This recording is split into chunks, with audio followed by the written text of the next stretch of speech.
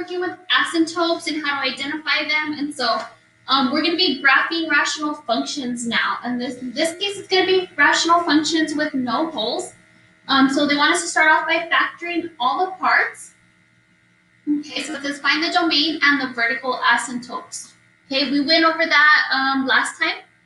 And so we set the denominator equal to 0 and solve for x. Then we find the horizontal asymptotes if one exists. Compare the degree of the numerator with the degree of the denominator.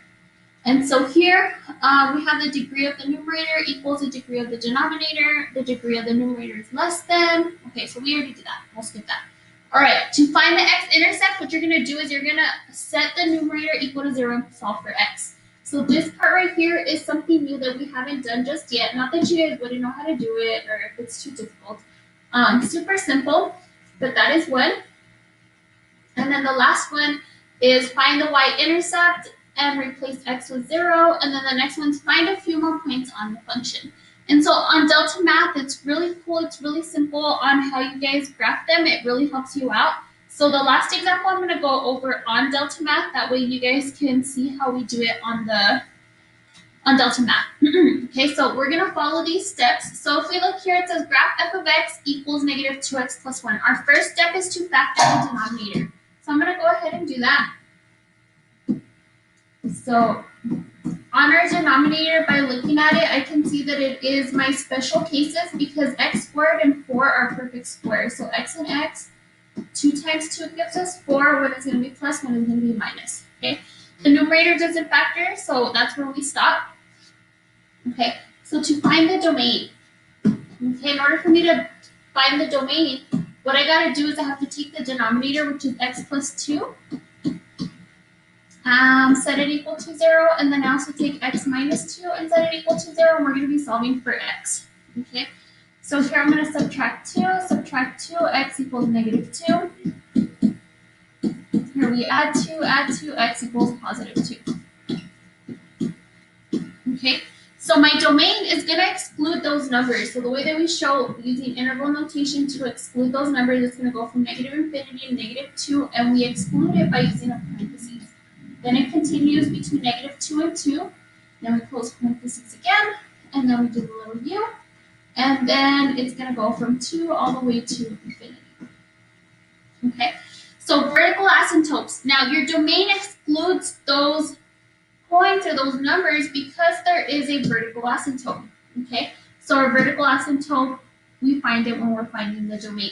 So we have vertical asymptotes at x equals negative 2 and x equals positive 2. So we're going to go ahead and graph those.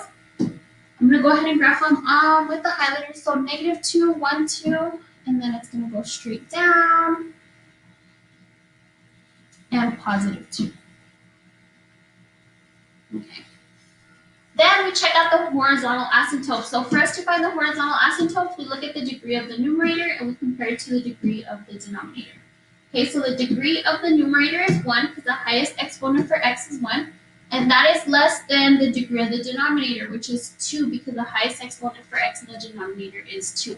Now, if you don't remember, you have your little notes here that tells you when it is less than, you have a horizontal asymptote at y equals, what does that? At y equals 0. Okay, so that's where my horizontal asymptote is going to be. It's going to be at y equals 0. Okay, so let me see. Let me go ahead and draw my horizontal asymptote. And if you notice here, 0, this is where y is equal to 0, which is right on top of my x-axis. And so my graphs are going to follow those lines as a guide. Okay, now for the x-intercept. Now remember, it'll tell you here, just in case you forget, it says to find the x-intercepts. Set the numerator equal to 0 and solve for x. So that's exactly what we're going to do. My numerator here is negative 2x plus, let me make this a little bit smaller. Negative 2x plus 1, this is my numerator. Negative 2x plus 1. Negative 2x plus 1. Oh, 1. We set it equal to 0 and solve for x. So minus 1 minus 1. We have negative 2x equals negative 1. We divide by negative 2. this cancels, these two cancels, and we get x equal a positive 1/2. Okay, x equals 1/2. So in this case, we only have one x-intercept. So x equals 1/2. This is where it's going to cross the x-axis. Now remember how I told you it can cross your horizontal asymptote. That's okay, but the vertical for sure is a no-no. That is not going to happen. Okay, but it does serve as a little guide. All right, for the y-intercept. So the y-intercept, let's move up real quick so you guys can see. It tells you here. It says to find the y-intercept, replace x with 0 in the function. So my function is f of x equals negative 2x plus 1 over x squared minus 4.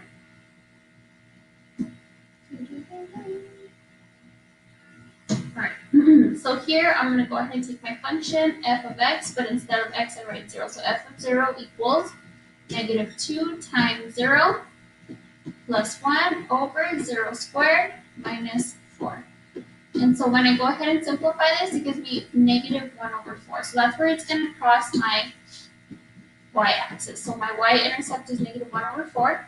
Actually, you should be writing these as a point. Sorry. So this one I should have written that as a point. It should be 1/2 comma 0. Okay.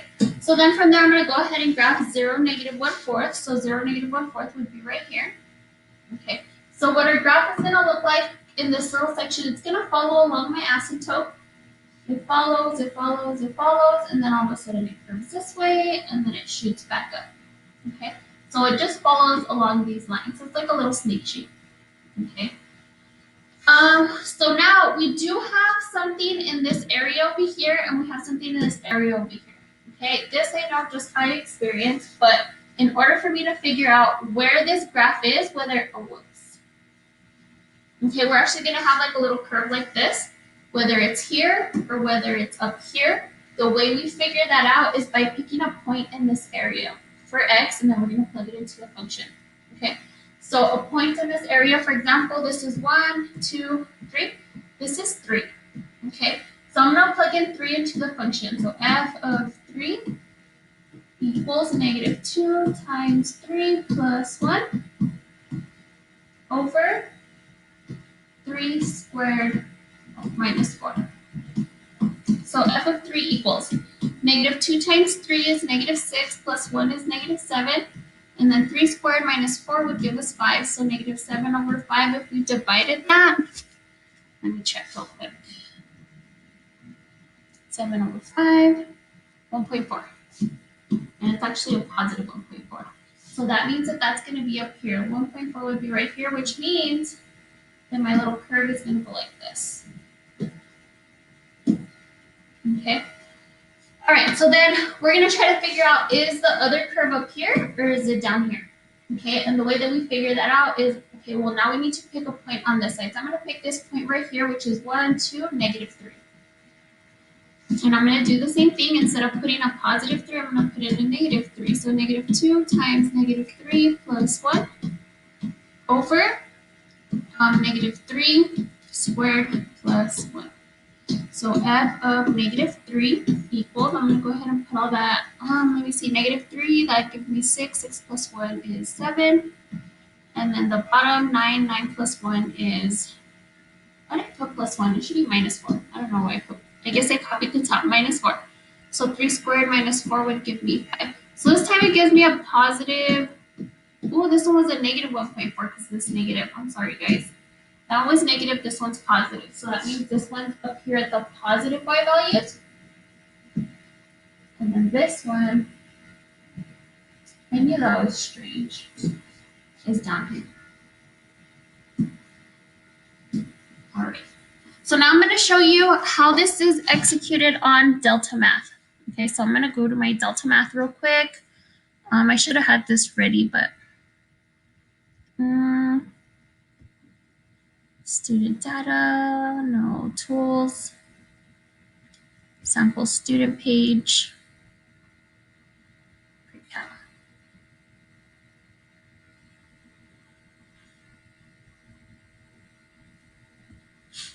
All right, So now graphing rational functions. So I'm going to go ahead and make this little. So I know on your assignment you guys had another one here.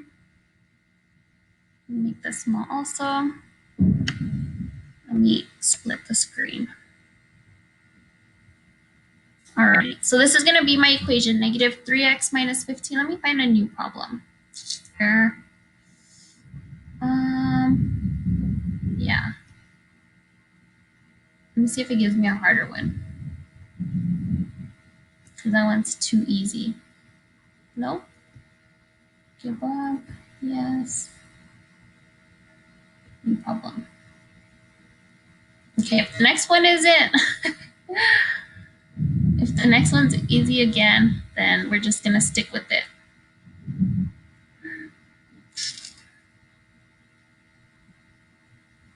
New problem.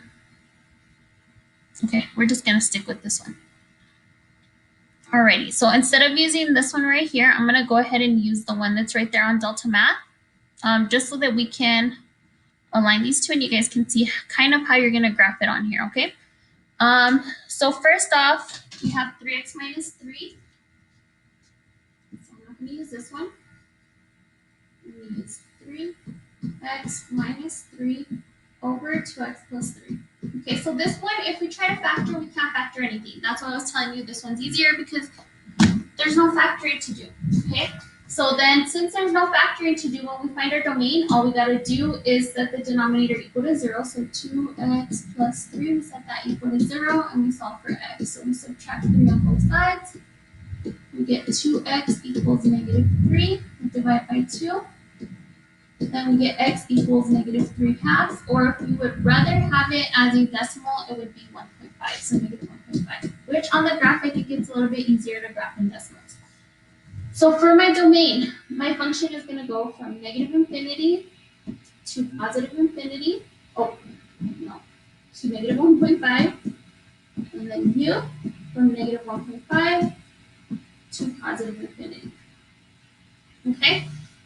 Then from there, we're going to go ahead and find our vertical asymptote, which is what we did already. We found that it's x equals negative 1.5. Okay. So I'm going to go ahead and graph my vertical asymptote. Negative 1.5 would be about right here. Sorry, it's going to be a little crooked. All right. So on my delta math, when I do this, when I do my vertical asymptote, I'm going to click here, vertical asymptote. And you're going to see one pops out right here, but that's not where I want it. I want it at negative 1.5. So you click it and you drag it. And there you go. All right, now our horizontal asymptote. So to find our horizontal asymptote, remember you have to look at the degree of the numerator and compare it to the degree of the denominator. Well, in this case, the degree of the numerator is 1 and the degree of the denominator is also 1, which means it is both the same. Okay, so that means we look at the coefficients, the leading coefficients. So I am going to have a horizontal asymptote at y equals 3/2, or as a decimal, that would be at 1.5. Okay, so I find 1.5 on my y-axis. So that's where 1.5 is on my y-axis, and then I go ahead and make a horizontal line. Okay, so when I look at here on my delta math, I'm going to go ahead and click horizontal asymptote. And I'm going to go ahead and drag this down. Dragging the whole thing. Drag it down to 1.5. All right. So next, we're going to go ahead and find the X and Y-intercept. So to find the X-intercept, we go ahead and take the numerator, which is 3x minus 3, and we set it equal to 0. And we solve for x. So we add 3 on both sides, and we get 3x equals 0 plus 3 is 3. And then we divide by 3, and we get x equals 1. Okay. Now remember, I kind of made the mistake on the last one. We're going to write this as a coordinate. So we're going to write it as 1, 0. That way we don't confuse it with the asymptotes, because the asymptotes are just x equals y equals. And your x-intercept is a point. So x-intercept is 1, 0. Here's where 1, 0 is. So then on my delta math, I'm going to go to x-intercept. And at 1, 0, I am going to plot a point. Here we go. 1, 0. All right, now we're going to go ahead and find our y-intercept. So if you recall in the y-intercept, in your function, instead of x, we are going to plug in a 0. So 3 times 0 minus 3 over 2 times 0 minus 3. Now negative 3 divided by negative 3, that gives me a positive 1. Okay, so then this one's going to be 0, 1. And so 0, 1. Did I do this right? Plus 3 divided by 3. Oh, it's negative 1 because this is a plus 1. Sorry. Okay, so negative 1 would be right here. Okay, so I'm going to go ahead and put my y-intercept. And then the y-intercept, that little blue dot, you have to drag. Maybe it's doing that again. You have to drag that point.